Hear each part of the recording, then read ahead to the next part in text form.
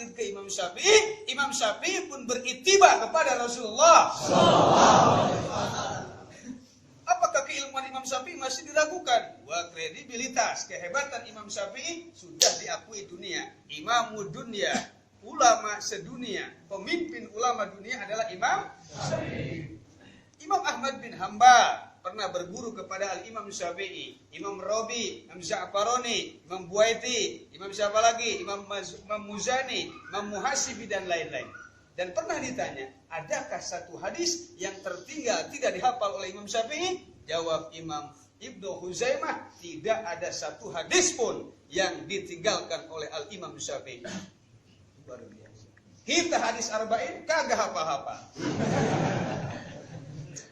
Hafal satu, matanya ingat, sanadnya hilang. Sanadnya ingat, matanya hilang.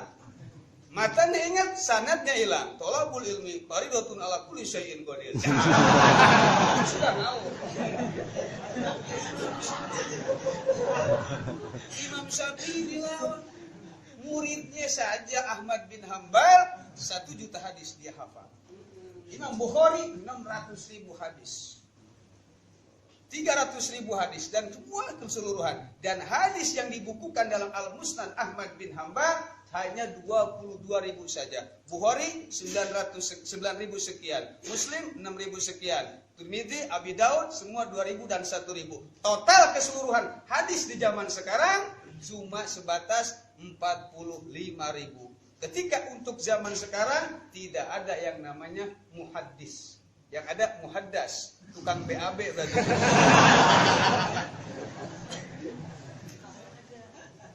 Ini luar biasa keutamaan kehebatan Al-Imam Syafi'i. Dan Ahmad bin Hanbal selalu berdoa kepada Allah.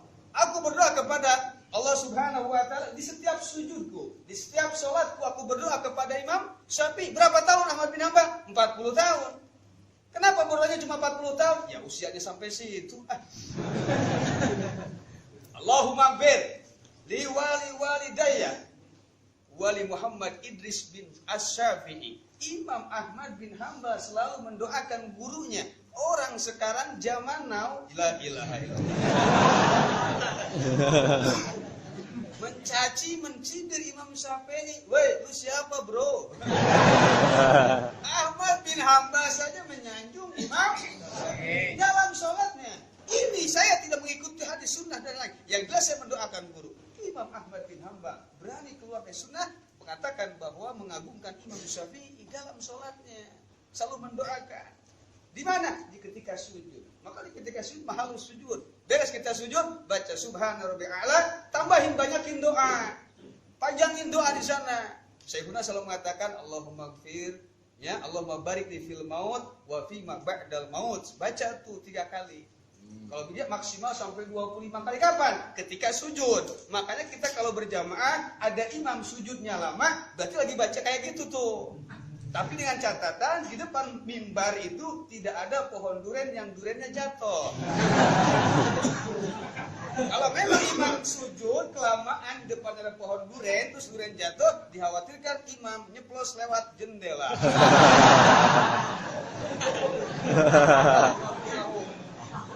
Paham?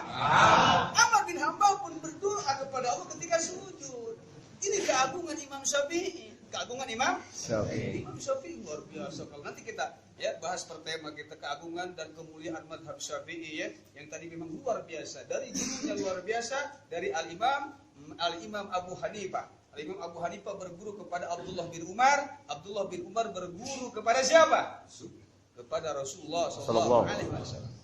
Yang paling hebat dalam segi hadis adalah Al-Imam Abdullah bin Abbas, turjumanul Quran, juru bahasa Quran. Ketika wafat beliau masih berusia 15 tahun.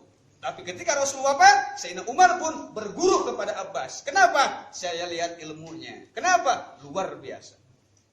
Karena ada perintah Rasulullah dan Rasul mendoakan Allahumma faqihu fiddin wa alimhu ta'wil. Allah berikanlah ilmu pengertian kepada Al-Imam Abdullah bin Abbas dan berikanlah ilmu ta'wil. Jadi ilmu ta'wil itu sebenarnya memang salah satu masalah yang perlu diluruskan. Nanti ada ta'wil, ada tasawuf Allah bersemayam di aras. Ini masalah yang luar biasa. Makanya kita tetap continue insyaallah Mudah-mudahan pertemuan kita untuk bulan berikutnya kita ganti tema dan lain supaya tadi tema fahim yajib antusoha, paham-paham yang perlu diluruskan. Insya Allah kemungkinan bukan kemungkinan memang jadwal berikutnya tanggal 17 Februari 17 malam minggu, seterusnya malam minggu, hanya ini saja untuk pertemuan. Kenapa? Barokah malam Jumat insya Allah. Mudah-mudahan selalu istiqomah, amin. Kebetulan insya Allah, just info saja, sekedar info bahwa insya Allah nanti kita hari Sabtu ba'da zuhur kumpul. Titik kumpulnya di Raden Kanan. Nanti kita kumpul menuju Masjid Al-Mutakin. Dan kebetulan tadi ada dari Dewan Dakwah DKM Al-Mutakin pun kebetulan memang saat ini hadir. Alhamdulillah wa syukur ala ni'amillah. Jadi insyaallah ya, nanti malam minggu yang akan datang, lusa nih, besok lusa. Malam minggu besok berarti jatuhnya minggu kedua. Ini jadwal di Masjid Al-Mu'minun. Masjid Al-Mu'minun Arzimar.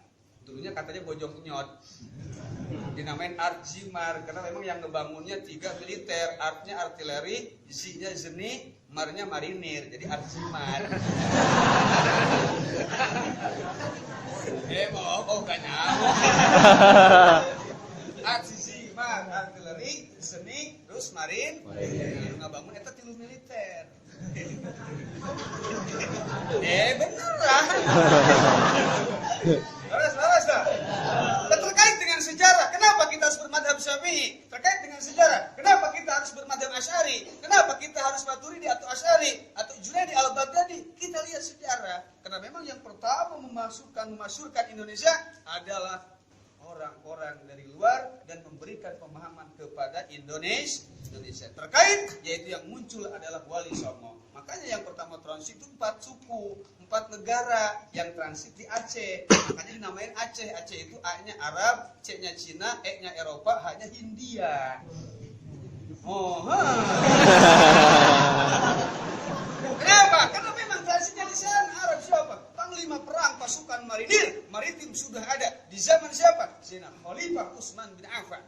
Sudah ada. Cina ada yang pertama mendarat di Indonesia, di Aceh, Cina. Makanya namanya Laksamana Chengho.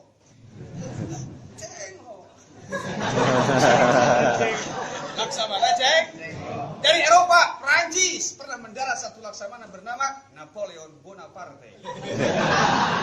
Wah, itu mau obat sakit kepala, itu mau bodek porte. Ini Napoleon Bonaparte. Beda tipis lah. Hanya Hindia. Nah ini Hindia itu adalah India Selatan. Karena pengarang Fathul Mu'in Syekh Abdul Aziz Al-Malibari. Bukan sama Fari nih. Abdul Aziznya Al-Malibari. Malibari itu di India Selatan. Sebelah mana India Selatan? Ya sebelah penuhnya Babakan.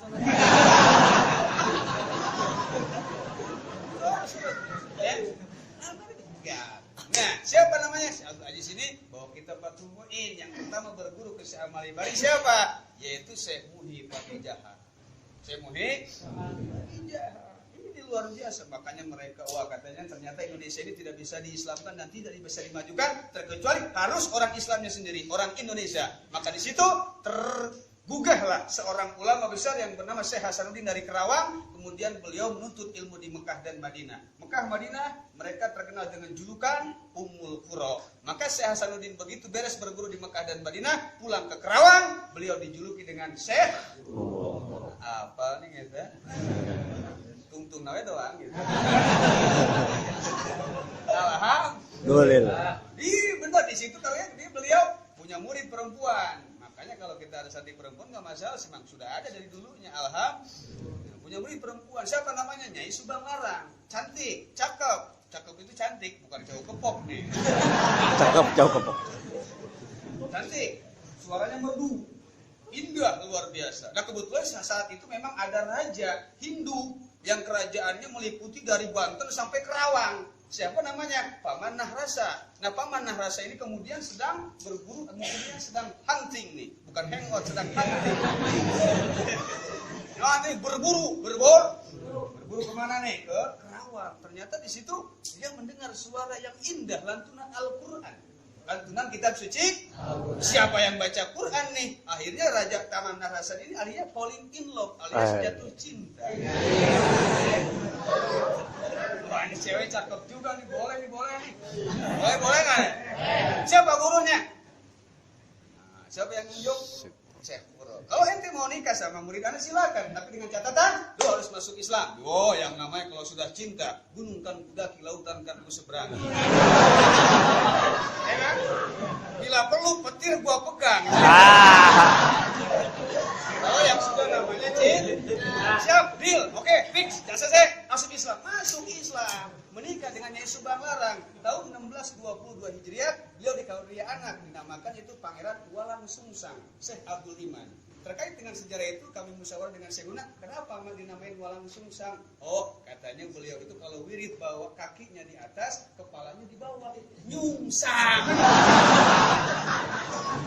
Makanya dinamakan Walang Sungsang. Namanya Syekh Abdul Iman. Tahun 1626 Hijriah Masehi, kemudian lahir putri keduanya, yaitu namanya Nyai Rara Santang. Beliau kemudian pergi ke Mekah, bertemu dengan seorang pak laki-laki dari Mesir namanya Syarif Abdullah, maka pulang dari Mekah diganti namanya Syarifah Mudaim. Kemudian nikah dengan Syarif Abdullah, maka dikaruniai anak bernama Syarif Hidayatullah. Nah, 1627 maka dikaruniai anak yang ketiga namanya Pangeran Sengarang. Satu riwayat mengatakan Kian Santang. Maka di situ ketika dia seorang ibunya rindu akan anaknya ketika di Garut, makanya Subang Larang pun menengok anaknya cuma nasib meninggal di tengah jalan, maka jalan tersebut diabadikan dinamakan Kampung Subang. Karena Nyai Subang Larang lahir di sana. Begono. Jadi Subang. Nah, si Abdul Iman ini ya, anak pertamanya daripada sana, minta izin ke bapaknya, Pak, saya pengen dakwah di kampung sana. Di mana? Di satu kampung yang dua etnik yang berbeda, satu Jawa sama Cina.